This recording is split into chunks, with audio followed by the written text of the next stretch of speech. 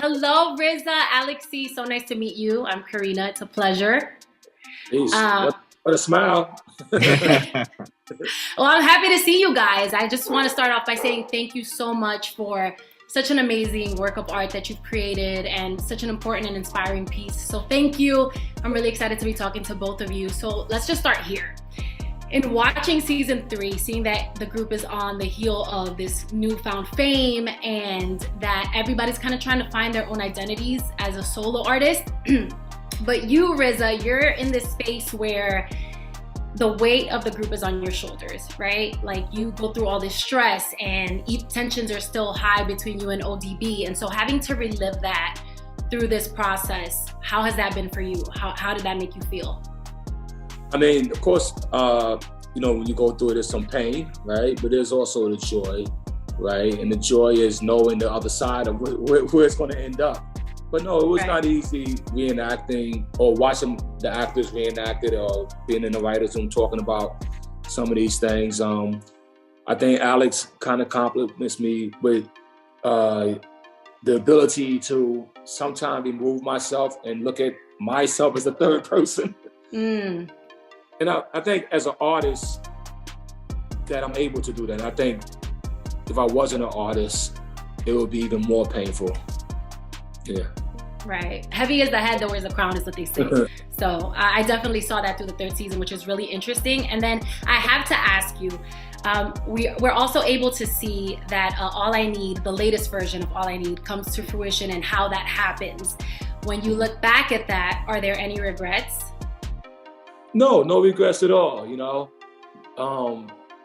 and Puff, we talked about it a couple of times, even during this season.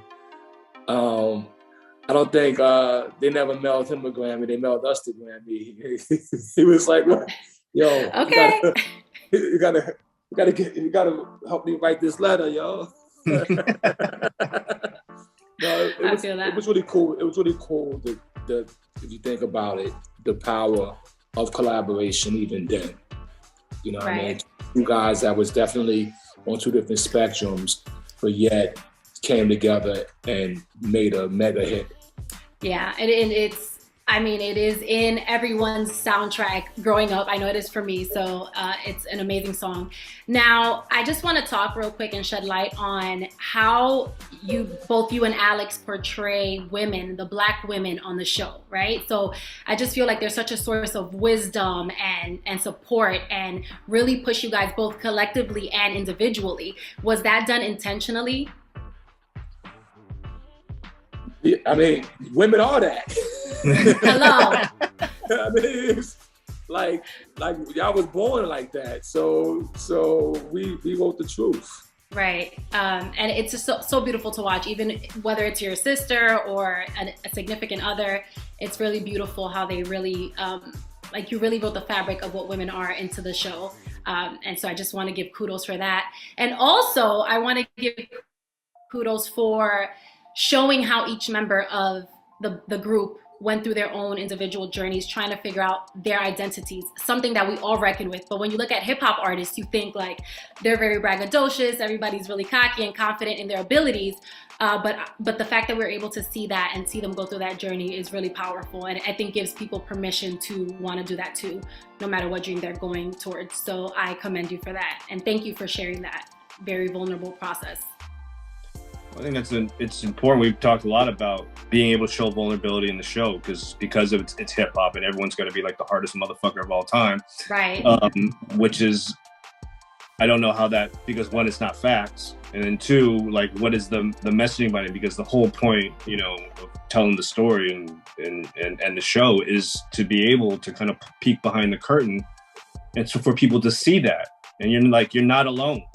Do you know what I'm saying? Like you think that you look at someone's lyrics and they have this braggadocio persona and everything's easy for them and nothing, nothing ever affects them. You know what I mean? But it's like, no, but that's not human beings. You know what I mean? Yeah. And I think that's a really important thing. Sorry, go ahead. No, perfectly. I was just made me think of episode 7. Did you see episode 7 yet? Karina? Yes. Yeah, just Ghostface Killer, very powerful man, very, everything that a man's supposed to be and more, but yet, diabetes, right? And it sits him down, and we don't believe certain things, like a lot of young men, especially in the Black community, we don't want to go to the doctors, we don't trust doctors, we don't believe in medicine, and that's real, and right. and it was real for him in his life, and I just remember him asking me and Dirty, for the answer, and we even thought we had tried to find an answer, but nobody had the answer. But the answer was the doctor has the answers. You know what I mean? Right. Just allowing yourself the ability to be human, and you all portrayed that so beautifully. So thank you again for the time. I'm a fan, but my brother-in-law Miguel is an even bigger fan, okay? And so you will save me a lot of Christmas presents if you just gave a shout out to Miguel. RZA, that would be lovely. Yo, peace, yo, what up, Miguel? So RZA right here, Wu-Tang and American Saga, a partner, Alex C. Enjoy, yo, Wu-Tang forever. Bomb. Wu-Tang forever! Thank you guys so much. And again, thank you for the work of art. It's brilliant. Thank you. That is over.